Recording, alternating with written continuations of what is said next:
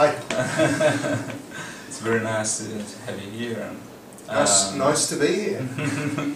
We would like to ask you about something that concerns your childhood. We would like you to tell us about your growing up in a family deeply involved in into the musical business, and this could mean you literally have been living among amplifiers, tubes, transformers and so on, and very famous artists all around.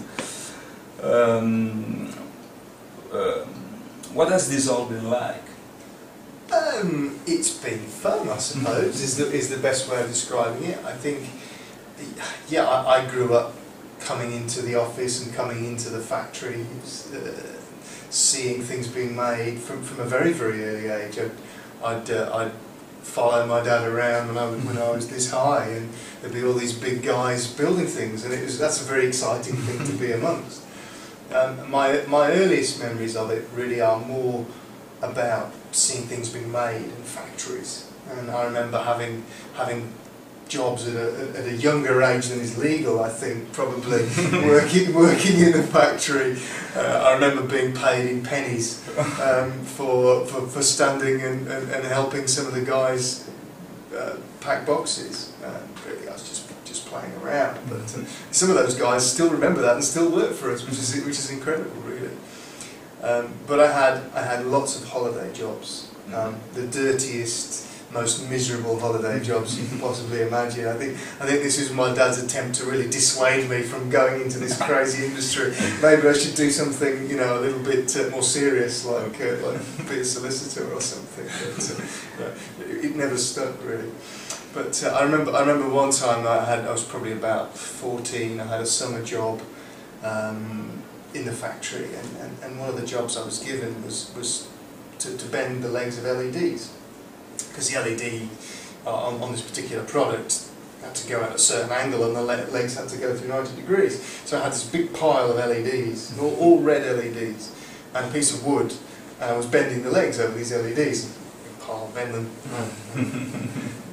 which took me a couple of hours, and I was quite pleased with myself that I'd moved this pile from here to here, and it was all done. And I, you know, full of enthusiasm, went along to the guy in the warehouse stores and said, "Right, done that, what do you want me to do now?"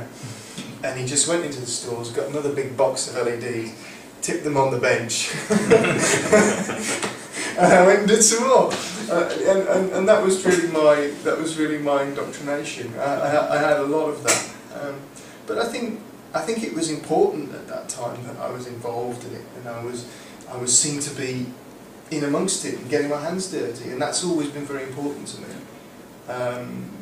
I've done an awful lot of Frankfurt shows, again more than I probably should have done given my age, and a lot of NAMM shows as well now, and I've been in amongst it, meeting the people for a long time, and the thing that really sticks with you is that it's a real special industry, a real special, quite small community of people that make the industry function.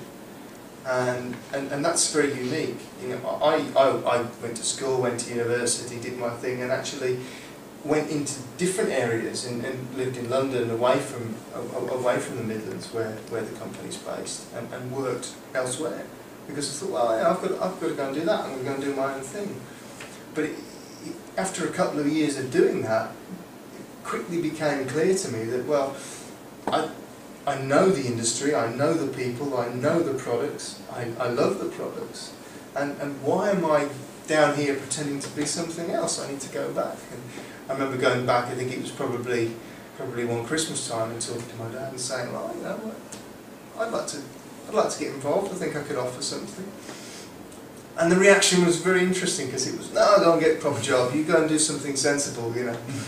And what I really liked about it is the fact that I've never had it imposed upon me, yeah, that I should be in the industry. It's always been my choice to be involved, which makes it exciting. I think a lot of people go through family businesses. You see it with things like farmers and people, yeah, in all kinds of industries where it's generation after generation after generation, and it becomes a duty. And really, what happens is the enthusiasm becomes diluted, and that's not the case. It's very much a case that I've done this because I've chosen to, because I care about it. Now I've got a son who's 3 years old now, so it's probably about time I've got him bending LEDs. But I'm never going to impose that upon him. But if he wants to be involved, or my daughter for that matter, well, why not? But what really strikes me about the history, about the people, is just the closeness of the industry. Everybody knows each other. Everybody knows what's going on, and it's really unique.